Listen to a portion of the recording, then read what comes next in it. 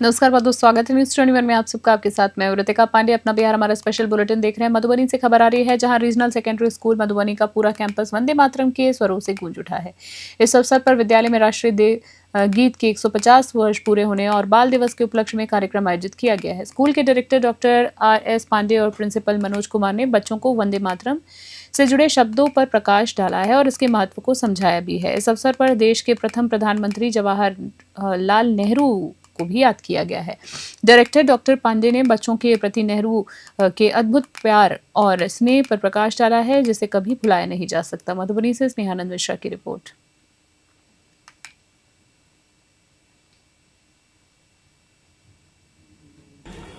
वंदे मातरम का ये 150th anniversary था। 7 नवंबर ये 2025 को उसी का ये पखवाड़ा चल रहा था। इसका समापन तो 14 तारीख को 14 नवंबर को होना था, लेकिन काउंटिंग के चलते इस पखवाड़ा का समापन मेरे विद्यालय में आज ही किया गया है। साथ ही 14 नवंबर को पंडित नेहरू का, जो यशस्वी प्रधानमंत्री रहे भारत के प्रथम प्रधानमंत्री, और बच्चों के साथ उनका बहुत ही लगाव था, जुड़ाव था, इसलिए कि वो बच्चों में सरलता देखते थे और बच्चों में भारत के भावी भविष्य का रिफ्लेक्शन उनको मिलता था। इसी उद्देश्य से बच्चों के प्रति उनका बहुत लगाव था और बच्चे भी उन्हें स्नेह से चाचा नेहरू कहते थे। तो इसी भावना के साथ विद्यालय में हर वर्ष 14 नवंबर को बाल दिवस आयोजित होता है। मधुबनी से खबर देख रहे हैं। बिहार विधानसभा चुनाव की बात करें तो एनडीए को मिले प्रचंड बहुमत और झंझारपुर विधानसभा सीट पर जीत के बाद पूरे क्षेत्र में एनडीए कार्यकर्ता जश्न के माहौल में डूबे हैं। कार्यकर्ता एक दूसरे को मिठाइयां खिला रहे हैं, रंग गुलाल उड़ाकर खुशी मना रहे हैं। वहीं नवनिर्वाचित विधायक नीतीश मिश्रा ने इस प्रचंड बहुमत का श्रेय जनता को दिया है। उन्होंने कहा है कि मैं हर व्यक्ति, हर परिवार का 5वां सदस्य हूँ। जी हाँ, यहाँ की जनता ने मुझे जो चुना है, मैं पूरी निष्ठा से काम करूंगा और हर एक कदम जनता के साथ मिलाकर चलूंगा। मधेपुर की बात करें तो फुलपरास विधानसभा क्षेत्र में भाजपा कार्यकर्ता ने मिठाइयां बांटकर रंग खेल कर जश्न मनाया है। कार्यकर्ताओं ने इस जीत को जनता के बीच जताया है।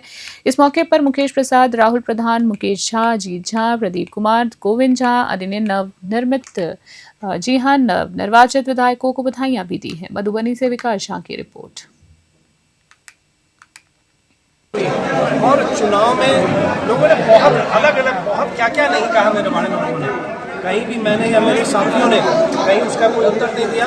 सबको था कि झंझारपुर की जनता ही जवाब देगी। झंझारपुर की जनता ने सबों को जवाब दे दिया है। जो काम मैंने शुरू किया था, जो अब उसको परिणाम तक ले जाना, निश्चित तौर पर उसको तो पूरा करेंगे ही। साथ ही साथ अगले 5 वर्ष में झंझारपुर के प्रत्येक गाँव के हिसाब से झंझारपुर की प्रगति के लिए खास करके रोजगार की दृष्टि से ये 5 साल पूर्णतः समर्पित रहेगा। उद्योग और पर्यटन में आपने बहुत अच्छा यहाँ पे प्रयास किया, वो दिख भी रहा है और महिलाओं का काफी ज्यादा समर्थन आप लोगों को अप्रत्याशित रूप से मिला है। महिलाओं को लेकर के झंझारपुर में स्पेस नहीं, एकदम देखिए, झंझारपुर में तो खासतौर से लखनऊ प्रखंड, शुरुआती रूप प्रखंड में जहाँ जीविका का काम शुरू हुआ था, और मेरी तो कोशिश रहेगी, क्योंकि उनके साथ मेरा एक इंटरेक्शन रहता है। पूर्व में ग्रामीण विकास मंत्री में। नरकटियागंज से खबर देख रहे हैं। बिहार विधानसभा चुनाव में एनडीए को मिली प्रचंड जीत के उत्साह जो है, नरकटियागंज के भाजपा कार्यकर्ताओं ने आज कोयला और खनन राज्य मंत्री सतीश चंद्र दुबे का भव्य स्वागत किया। इसके चलते जी आपको बता दें, कार्यकर्ताओं ने सोनारपट्टी में राज्य मंत्री सतीश चंद्र दुबे को लड्डुओं से तोलकर अपनी खुशी व्यक्त की और माला पहनाकर उनका अभिनंदन किया है। इसके बाद आयोजित प्रेस कॉन्फ्रेंस में राज्य मंत्री ने इस बड़ी सफलता के लिए सभी मतदाताओं, कार्यकर्ताओं और शीर्ष नेताओं का धन्यवाद दिया है। नरकटियागंज विधानसभा 3 के भाजपा विधायक संजय कुमार पांडे ने भी जीत के बाद मतदाताओं का, कार्यकर्ताओं का आभार प्रकट किया। नरकटियागंज से DN शुक्ला की रिपोर्ट। पूरे चंपारण में पूर्वी या पश्चिमी जानदार रिजल्ट हुआ है। पूरे बिहार में ऐतिहासिक रिजल्ट हुआ है। पूरे बिहार वासियों के साथ साथ चंपारण वासियों, खास करके बेतिया जिला वासियों के कार्यकर्ता को, आम मतदाता को मेरे तरफ से शुभकामना है, बधाई है। और तमाम मीडिया के भी जितने लोग यहाँ उपस्थित हैं, जो नहीं उपस्थित हैं, सबका सराहनीय कदम रहा है। सही चीज को दिखाना एक मीडिया का कर्तव्य है और सही दिशा में अपने सही चीज को दिखाया है।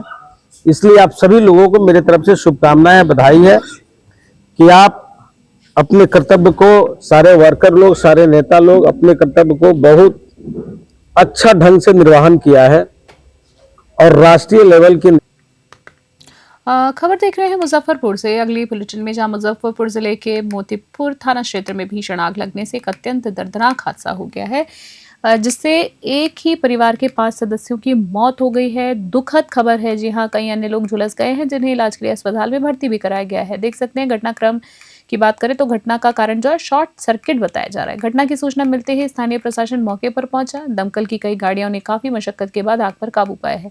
मौके पर लोगों की भारी भीड़ देखी गई है। इधर सूचना मिलने पर विधायक अरुण कुमार सिंह भी घटनास्थल पर पहुंचे और पीड़ित परिवार को हर संभव मदद देने की बात कही है। स्थानीय प्रशासन आगे की कानूनी प्रक्रिया में जुटा है। हादसे में पति, पत्नी, मां और 2 बच्चों की मृत्यु की खबर है। मुजफ्फरपुर से सत्यम शर्मा की रिपोर्ट।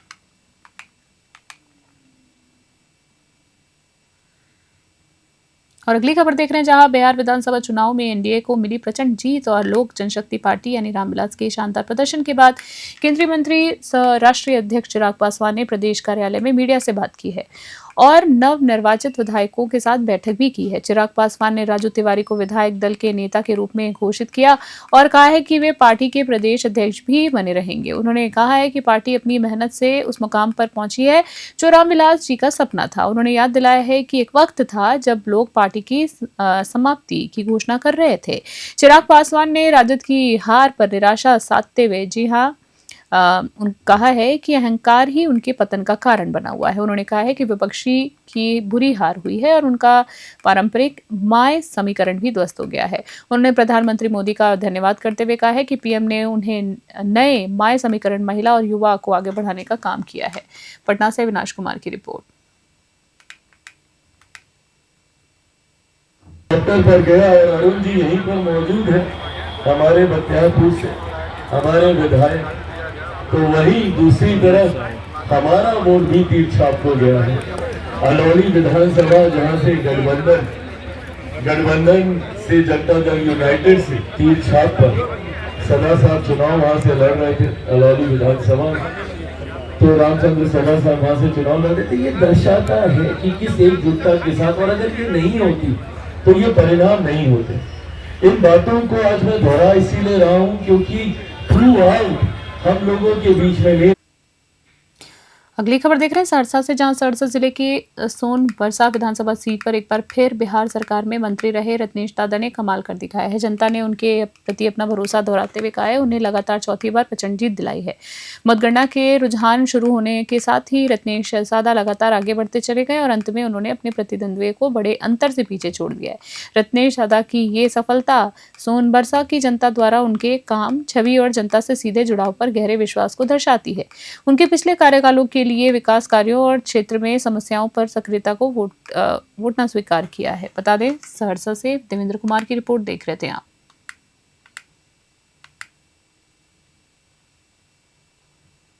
खास बुलेटिन में इतना ही। बने रहिए न्यूज़ 21। नमस्कार।